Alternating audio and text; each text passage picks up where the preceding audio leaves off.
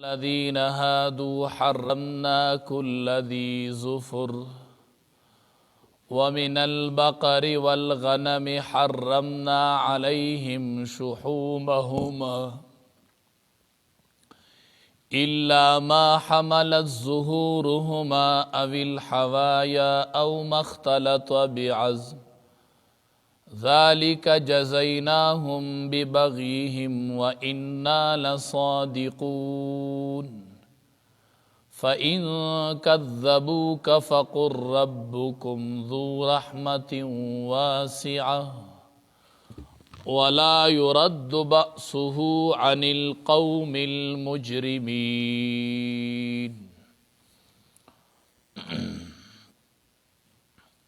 سورہ انعام اتم سپارہ او 146 نمبر آیاتی مبارکہ.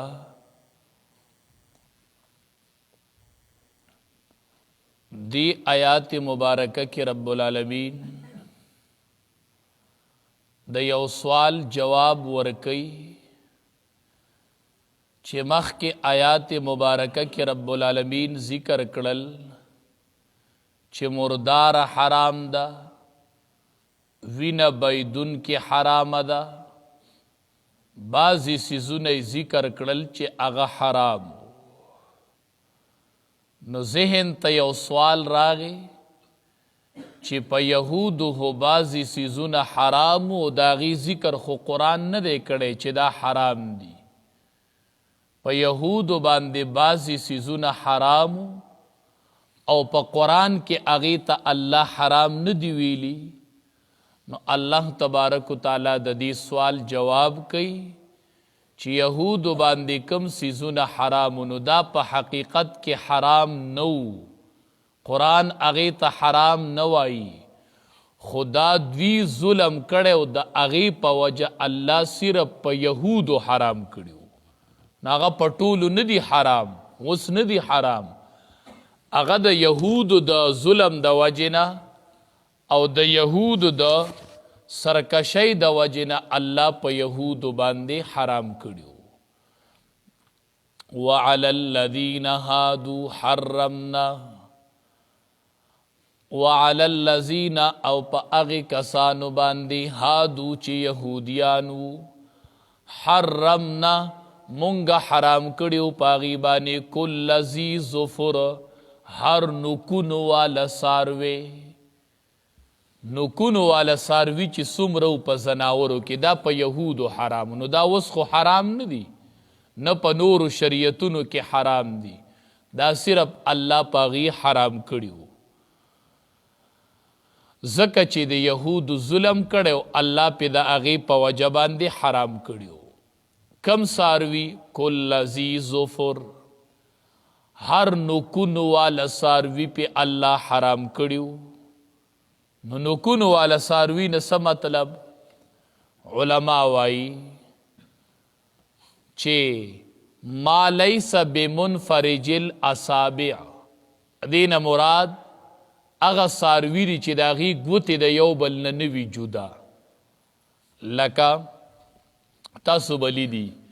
بعضې زناور داسې دي چې هغې د خپو د ګوتو په منځ کې پرده لګېدلي، پرده، دا ګوته د دې نه جدا نه وي لکه څنګه چې د بعضې څاروو دا جدا دي. بعضې داسې دي چې د هغې د دې ګوتو په منځ کې پرده یوه پنجه یې ټوله، لکه مثال کې طور پر اوښ، د هغه دا خپې چې دي دا یوه پنجه یې ټوله، په منځ کې پرده د دې دوو خپو، دا کچ کچ نکونه چې د دې په منځ کې پرده. یا لکه شترمرغ شو، یا لکه مرغابۍ شوه، مرغابۍ چې د هغې د دې ګوتو په منځ کې پردی. نو کل ذی ظفر نه مراد هر هغه څاروي چې د هغې ګوتې د یو بل نه جدا نه وي، یعنې د ګوتو په منځ کې نری پرده لګېدلي، نو دا په یهودیانو باندې حرامو. ومن البقر او د غواګانو نه، والغنم او د ګډو بیزو نه، حرمنا علیهم شحومهما مونږ حرام کړیو په دی باندې شحومهما وازګې د دوی. الله پیدا حرام کړیو د غواګانو او د ګډو بیزو د دی وازګې په الله حرام کړی وي نو دا خو حرام نه دي خدا صرف په یهودو باندې الله حرام کړی وي خو بیا ټولې وازګې نه کمې وازګې چې د ملا سره لګېدلې وي د شاګانو سره یا د کلمو سره او یا کم وازګه چې د اډوکي سره لګېدلې وي هغه حلالې وي د دې نه علاوه وازګې په الله حرام کړی وي محرم نه حرام کړی وي مونږ حرام کړیو مونږ په دې باندې شحومهما وازګې د دې زناورو الا ما حملت ظهورهما مگر هغه چې لګېدلي وي د شا سره کومه وازګه چې به د شا د ملا سره لګېدلې وي هغه نه وه حرامه او الحوایا یا لګېدلي وي د کلمو سره او مختلط بعزم یا هغه وازګه چې هغه لګېدلي د اډوکي سره نو دا درې قسمه وازګې حلالې وي د دې نه علاوه وازګې چې وي هغه حرامې وي لکه د هغې مثال بسی چې د دې نه علاوه لکه علما وایي دا سږې نه سږې په دې هم وازګه پرته دغه وازګه پې حرامه وه ځکه هغه نه د شا سره لګېدلي نه د کلمو سره لګېدلي او نه د اډوکي سره په سږي باندې چې کومه وازګئ یا لکه د ګډ لم شو لم دا وازګه ده که نه نه د شا سره لګېدلې ده نه د کلمو سره لګېدلې ده او نه د اډوکي سره لګېدلې ده نو داسې قسمه وازګې الله تبارک وتعالی په دې باندې حرام کړي وي ذالک جزیناهم ببغیهم الله وی دا مونږ سزا ورکړې وه دې ته ببغیهم په سبب د ظلم د دوی و انا لصادقون او بېشکه مونږ خو رښتیني یو دا الله په دې حرام کړي نو دا یهود ډېر نمک حرام قوم دی به پکې بیا هم حیلې کولې دا وازګه خو پې حرامه وه نو داسې کار به یې اوس وکړه چې د دې وازګو نه به یې ډل جوړ کړل وی د دې خوراک خو مونږ دپاره حرام دی نو ډل به یې د دې وازګو نه جوړ کړل هغه ډل به یې بیا خرڅ کړل او د هغې قیمت به یې بیا استعماله وی دا خو خوړی شو وازګه خوړل ټیک نه دي نو د وازګې نه به یې ډل جوړ کړل هغه ډل به یې بیا خرڅ کړل هغه قیمت به یې بیا ځان له استعمالو نبی کریم صلی الله علیه وسلم به فرمایل وی ګورئ تاسو د یهودو په شان هیلې ګورئ ونه کوئ ګورئ د یهودو په شان هیلې مه کوئ چې الله تبارک وتعالی کوم څیزونه حرام کړي په هیلو چرته هغه ځان ته حلال نه کوي نو وی هیلې به نه ګورئ دا نبی کریم صلی الله علیه وسلم صحابه کرامو ته فرمایلی وو وی داسې هیلې مه ګورئ چې تاسو پې ځان ته حرام شیز حلالوئ و انا لصادقون الله تبارک وتعالی وی مونږ رښتیني یو د یهودیانو به ویل وی د اوښ غوښه چې وه دا خو د ابراهیم علیه السلام په دین کې هم حرامه وه وی د نوح علیه السلام د زمانې نه رواله د اوسه پورې د اوښ غوښه چې وی دا حرامه و نو ځکه په مونږ حرامه ده رب العالمین وی و انا لصادقون دی دروغجن دی او مونږ رښتیا وایو دا نه وه حرامه دا د ابراهیم علیه السلام په دین کې نه وه حرامه د نوح علیه السلام په دین کې نه وه حرامه دا په یهودو باندې صرف د دوی د نافرمانۍ د وجې نه الله حرامه کړې وه سزا ورله الله ورکړې وه فَإِن كَذَّبُوكَ که دی نسبت د دروغو کوي تا ته ای زما خوږه حبیبه فقلت ورته ووایه ربکم ذو رحمت واسعه رب ستاسو چې دی هغه خاوند د پراخۍ دی او د رحمت دی ولا يرد بأسه او نشي واپس کېدلی عذاب د الله عن القوم المجرمین د قوم مجرمانو نه که دی تا ته نسبت د دروغو کوي دا رسول الله صلی الله علیه وسلم ته الله تبارک وتعالی تسلی ورکوي دی به نبی کریم صلی الله علیه وسلم ته وی چې ته وایې چې تاسو په خطا یې او تاسو ظلم کوئ نو په مونږ الله عذاب ولې نه راولي ته وایې عذاب به راځي نو که ته رښتینی رښتیا وایې نو عذاب راوله که نه ته نه وایې عذاب به راځي نو که ته رښتینی نو عذاب راوله نو رب العالمین ورته وایي د دې جواب ورته ورکه فإن کذبوکه که دې نسبت د دروغو کوي تا ته چې ته مونږ په عذاب یری و عذاب دې را نه وستو نو فقل ته ورته ووایه ربکم ذو رحمت واسعه رب ستاسو چې دی خاوند د رحمت د پراخی دی خاوند د پراخه رحمت دی رحمت واسعه ستا رب خاوند د داسې رحمت دی چې هغه رحمت پراخه دی ځکه در باندې عذاب نه راځي چې الله ډېر پراخه او مهربانه ذات دی هغه داسې زر بندیانو له عذاب نه ورکوي عذاب به در باندې راشي خو الله تاسو ته صبر کوي وی که دا بنده را وګرځېد که دا بنده را وګرځېد نو رب العالمین ډېر مهربان ذات دی په بندیانو باندې حدیث مبارک کې راځي چې کمی فرشتي مقرر دي د اعمالو د لیکلو نو چې کله بنده د نیکی اراده وکي نو الله ورته وی نیکی وله ولیکئ فرشتي وی الله کړې خو اعلانه ده الله وی د نیکی اراده یې وکړله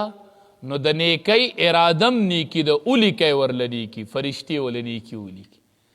چې کله هغه نیکي وکي نو فرشتې رب العالمین ته وایي رب العالمین فرشتو ته وایي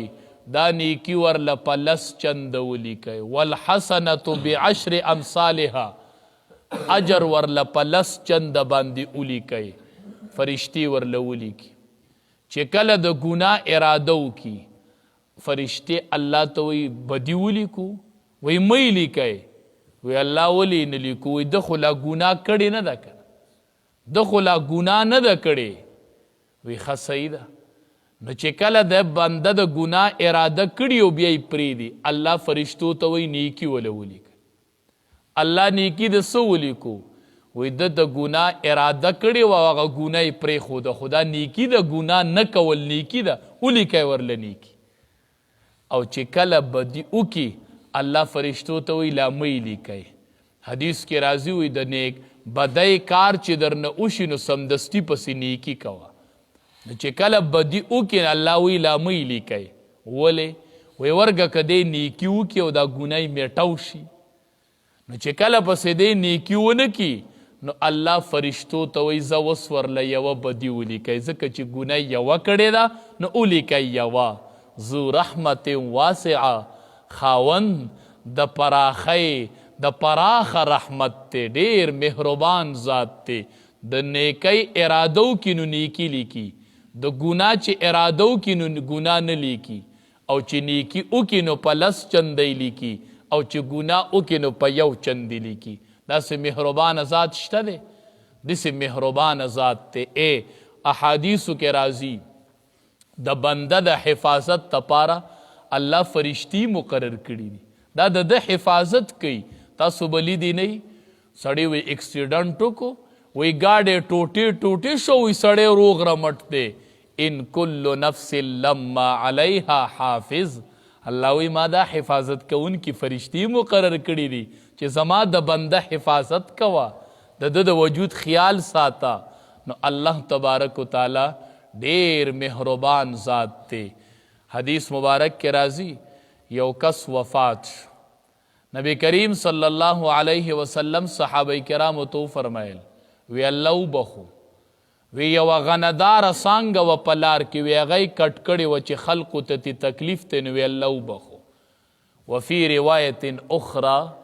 په دویم روایت کې داسې راځي چې غندار څنګه کټ کړي نه و د کټ کولو اراده یې کړې وه الله په دې وجه وبخو چې د دا ویلي چې دا څنګه به کټ کوم ځکه چې خلقو ته به تکلیف میلاویږي وفات شو نو الله وبخو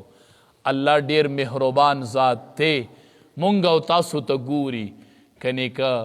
الله زمونږ او ستاسو د ذهنونو مطابق فیصلې کولی د ښځو د خیرې موریدلي خدای دې چکېدلې راولوي خدای دې چکېدلې مړ دې راوړي څنګه خیرې کوي خو ذو رحمت واسعه الله وی دا کمقل دی دا نه پوهیږي میندو خیرې الوات ته مه کوئ دا خو یو رحیم ذات موجود دی، هغه دا خیرې ډاری قبلی نه، که د مور خیرې قبول کړي بیا به مور وویني. او بعضې وخت کې سړی تنګ شي وي الله ما مړ کې او ماله مرګ راولي. په جومات کې ناست وي الله مړ مې کې الله مرګ راوله، وایي د دې ژوند نه مې مرګ وخت دی، بیا هم الله څه نه وایي. ای به دا بنده نه پوهېږي، دی به پوه شي یو ورځ. دا مور نه پوهېږي چې الوات ته خیرې کوي، وایي دا به پوه شي. ذو رحمت واسعه، خاوند پراخ رحمت دی. ای دومره بنده باندې مهربان دی، دا خو بنده ته د خپل قیمت پته نشته دی. حدیث مبارک کې راځي چې کله بنده یو جیب تلاس کې اچانک د ده څه پکار شي، هغه دې جیب کې پراتی نو دی د جلتۍ د وجې نه دې جیب تلاس کې هغه سیس په دې جیب کې پروت نو لږ دې بنده ته دړ میلو شي، تادي او دې په ناخطۍ بل جیب تلاس کې دقه دړ چې ده ته میلو شي الله ورله په دې باندې یوه نیکي لیکي. دا معمولی دړ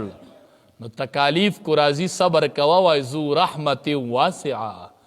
دا ډیر پراخ رحمت والا رب مې دی، دې کې به څه حکمتي. نو مونږ معمولی راحتونه نو خوشحالیږو، خو چې معمولی تکلیف د الله د طرف نه راشي نو پریادونه کوو. رابعیه بصریه رحمت الله علیه یو ځوان ولیده، په سر باندې پټۍ تړلې وه، سر نه یې چیرړه پټۍ تو کړې وه. رابعیه بصریه رحمت الله علیه ورته وایي ولې دې د سر نه پټۍ تو کړې ده؟ وی په سر مې دړ دی، ځکه په سر مې دړ دی. وی څومره وخت پس دې په سر دړ راغی؟ وی په 40 کاله کې را باندې دا په اول ځل د سر دړ راغی. هغه ورته وایي 40 کاله دې سر روغ وی او وی تا په 40 کاله کې د شکر پټۍ تړلې وه. معمولی په سر دړ راشي هر سړي د ناشکرۍ پټۍ تړلي چې خلک وویني چې په سر مې دړ دی. وی 40 کاله کې تا د شکر پټۍ تړلې وه چې یو پټۍ داسې وي چې خلک وویني دا پټۍ د څه ده؟ دا د شکر پټۍ ده، زما رب را باندې ډېر انعامونه کړي. نو کال او 2 کاله وله رزق ورکوي چې یوه ورځ پې لوږه راشي نو ټول کلی خبر کړي دا 2 کاله یې رزق نه درکو، دا 2 کاله یې رزق نه درکو. نو ذو رحمت واسعه، دا ډیر پراخه د ډیر پراخه رحمت خاوند دی. د الله نه ګیلي نه کوو، د الله نه شکوې نه کوو. الله په بندګانو باندې ډیر مهربانه دی. معمولی معمولی تکلیف چې بنده ته رسی، لکه مونږه تاسو وایو غم راشي، ته خبرې الله په دې باندې څومره اجر ورکوي. حدیث مبارک کې راځي چې د چا نابالغه بچی وفات شي، د مور پلار څومره خپوي، ته خبرې چې تاله پې الله څومره اجر درکوي. مونږ خو وایو مونږ الله خپه کړلو، نابالغه بچی واغستو. حدیث مبارک کې راځي چې د چا نابالغه بچی وفات شي، الله تبارک و تعالی فرشتو ته وایي وی تاسو زما د بنده د زړه میوه واغستله؟ الله فرشتو ته وی زما د بنده د زړه میوه خو واغسته؟ وی او الله وام غستله. نو وی زما د بنده څه ووي؟ ها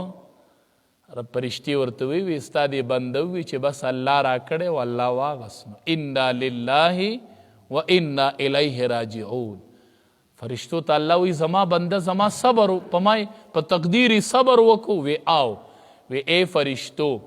ابنو له بیتا فی الجنہ وسموه بیت الحمد. اے فرشتو دې کس له جنت کې کور جوړ کئ او بیت الحمد نوم ورلکې دی. بیت الحمد کور د حمد، کور د ستاینې، کور د الله د صفت. چې دا بنده ما سره میلو شي زه به ورته ووایم بنده ستا بچی مې وفات کړی، تا په هغې وخت کې هم زما ثنا او مدح کړې وه، دا کور مې درله هغې بدله کې درکړی دی. دا کور والا دومره مهربان ذات دی. نو صبر به کوو. نو رب العالمین نبی علیہ السلام ته وایي که دی تا ته دا وایي چې ته د عذاب ولې نه راولې، په مخه مونږ ته دمکی راکئ. نو فقل ته ورته ووایه ربکم رب ستاسو ذو رحمت واسعه، خاوند پراخه رحمت دی، د لوی رحمت خاوند دی. خو ولا یرد بأسه، نشي واپس کې دی عذاب د هغه عن القوم المجرمین، د قوم مجرم نه. دا به نه وایي چې د عذاب فیصله یې کړې وه او چا پې پاتې کو، نه، چې فیصله وکړله ولا يرد بأسه نشي واپس کېدی بیا عذاب د الله عن القوم المجرمین د قوم مجرمانو نه چې فیصله وکړه بیا څوک ورې واړولی د خپلې نه نشي د الله فیصلې بیا څوک بدلولی نشي فرمایي وعلى الذين هادوا په هغه کسانو باندې هادو چې یهودیان دي حرمنا مونږه حرام کړیو کل ذی ظفر هر نکونو والا ساروي ومن البقر او د غواګانو نه والغنم د ګډو بیزو نه حرمنا مونږ حرام کړیو علیهم په دی باندې شحومهما وازګې د دی الا ما حملت مگر هغه وازګې چې لګېدلې وي ظهورهما د شاګانو د دې سره او الحوایا یا د کلمو سره او مختلط بعزم یا لګېدلي ګډې وډې شوي پیوه شوي د اډوکي سره ذالک دا سزا ورله ځکه ورکړې وه ذالک دا جزیناهم سزا ورکړې وه موږ دې ته ببغیهم په سبب د ظلم د دوی وَإِنَّا لَصَادِقُونَ او بېشکه مونږه خامخا رښتیني یو فَإِن كَذَّبُوكَ که دی نسبت د دروغو کوي زما په نسبت د دروغو کوي تا ته ای زما خوږه حبیبه فقل ته ورته ووایه ربکم رب ستاسو ذو رحمت واسعه خاوند د پراخه رحمت دی ولا يرد بأسه نشي واپس کې دی عذاب د هغه عن القوم المجرمین د قوم مجرمانو نه